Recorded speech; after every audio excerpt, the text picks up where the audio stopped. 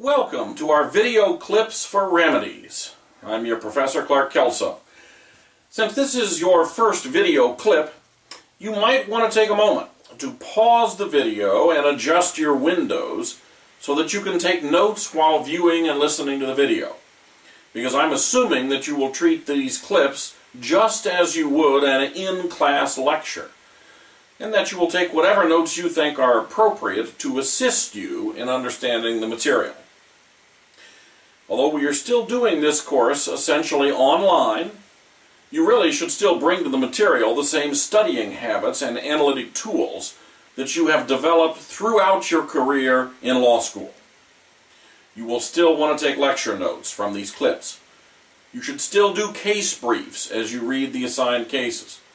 And you should still prepare an outline, your own outline of the law of remedies, instead of relying upon commercially available outlines. Use the commercially available ones to check your work. Those are the essential ingredients for learning about any field of law, and that approach applies whether you are sitting in class or learning online. So let's get started with a discussion about the purpose of remedies. Now, there is nothing inherent in the concept of law that says you absolutely must have a law of remedies.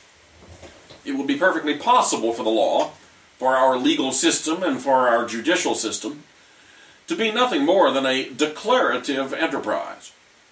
In theory, courts could stop by declaring that a statute is or is not constitutional, that a contract has been breached or not breached, that the defendant did injure the plaintiff as a result of the defendant's unreasonable conduct or not. In other words, courts could stop short of actually deciding upon a remedy and entering a judgment that sets the basis for enforcement of that remedy. Courts could, in essence, be like a modern Oracle of Delphi, issuing judgments that have no real-world impact. Let's try to imagine for a moment what would happen if the law of remedies did not exist, and courts actually did nothing more than issue legal declarations. What would happen? Engaging in this hypothetical exploration will help us understand what purpose or purposes the law of remedies serves. So let's take an easy example. Imagine an ordinary auto accident where the defendant drove through a red light negligently and injured the plaintiff, which caused the plaintiff to incur $50,000 in medical expenses as well as other damages, including $10,000 in attorney's fees. Now, in our imaginary judicial system, the judge's sole function would be to render a judgment that essentially declares or determines the legal rights and obligations of the parties without providing a detailed remedy. You might get a judgment opinion as follows. Quote, after hearing the evidence, the court determines that the defendant's negligent driving was a proximate cause of the plaintiff's injury, resulting in the plaintiff incurring medical expenses of $50,000, as well as other damages, including $10,000 in attorney's fees, close quote. Now, without a law of remedies, we have some problems. First, it is not clear what the consequences are supposed to be of the court's opinion. Is the defendant supposed to pay the plaintiff some money to compensate for the injury? Suppose the defendant reads the opinion and simply shrugs his shoulders and says, "Thank you, court, for your opinion, but I really have better things to do." Is there anything the plaintiff can do about that? Well, absent a law of remedies and some mechanism for the enforcement of a judgment, there's precious little the plaintiff can do other than resort to the use of self-help, and that usually will end up meaning violence. This is, of course, entirely unacceptable because one of the fundamental reasons we have created a court system is to avoid dispute resolution by force. Instead, we seek to promote nonviolent dispute resolution based on the facts and the law. But if a plaintiff who comes to court to resolve his or her dispute ultimately walks away with nothing more than a meaningless piece of paper analyzing the facts in light of the law, but not actually imposing a remedy, well, then the judicial system has not really fulfilled its goal of resolving the dispute. Plaintiffs will quickly learn that there's no reason to come to court in the first place. Why bother? So, one of the reasons for the law of remedies is to promote meaningful, nonviolent dispute resolution on the merits. There is a second problem with our hypothetical court's opinion. While the court's opinion clearly indicates that the defendant was negligent and that the defendant's negligent conduct caused the plaintiff to suffer an injury, the opinion does not indicate what, if anything, the defendant owes to the plaintiff. Now, I can tell you that the law of remedies, as it actually has developed, would probably tell us that the defendant owes the plaintiff the $50,000 in medical expenses, but does not owe the plaintiff the $10,000 in attorney's fees. As for the other damages, it would depend upon what they were.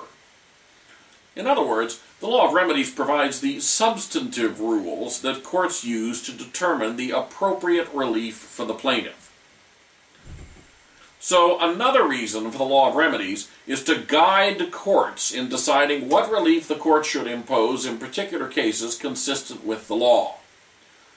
And here is where we see the connection between the law of remedies and other fields of law, including constitutional, statutory, and regulatory provisions, as well as the common law.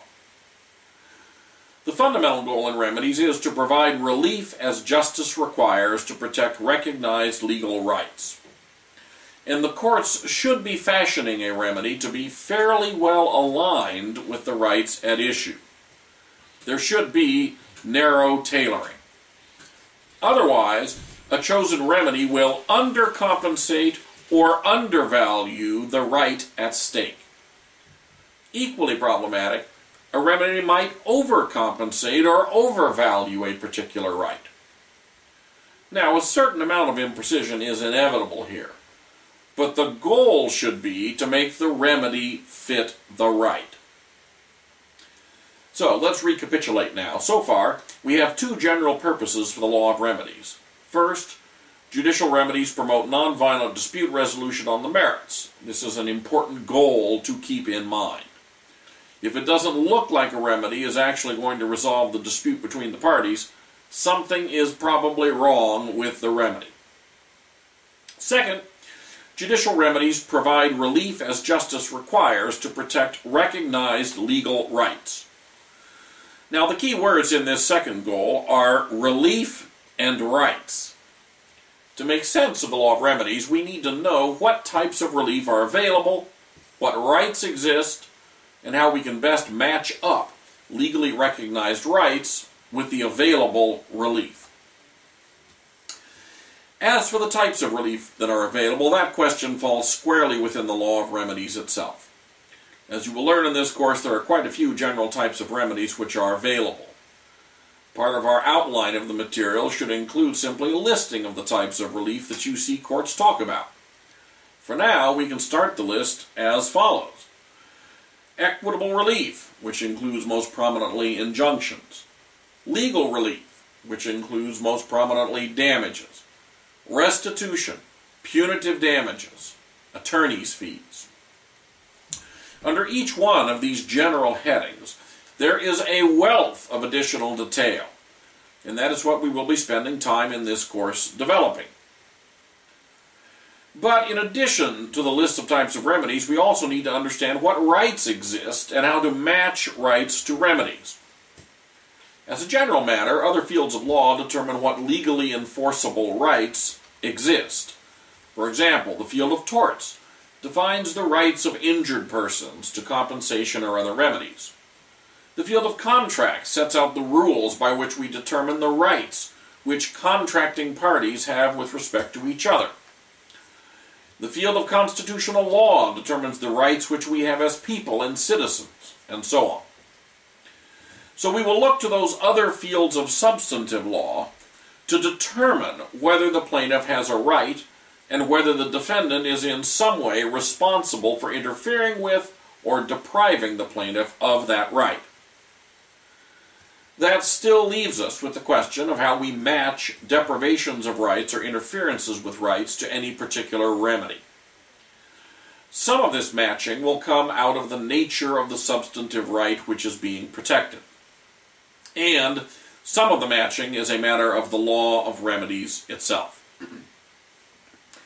Let's start with matching principles found in the law of remedies. And let's go back to one of our fundamental goals of remedies. Judicial remedies should provide relief as justice requires to protect legally recognized rights. The question is, how much relief does justice require? And the answer is just enough relief to protect the right. No more and no less. In other words, in fashioning a remedy, courts should use only as much judicial power as is necessary to protect the right at issue. Or stated another way, given a choice between two remedies, either of which adequately protects the right at issue, courts should choose the remedy that involves the least exercise of judicial power and results in the least interference with other interests and rights.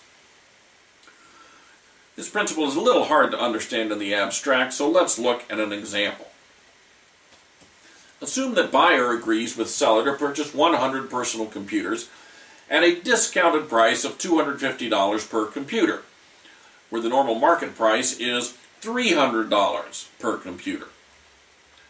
When the time comes for delivery, the seller tells buyer he has changed his mind.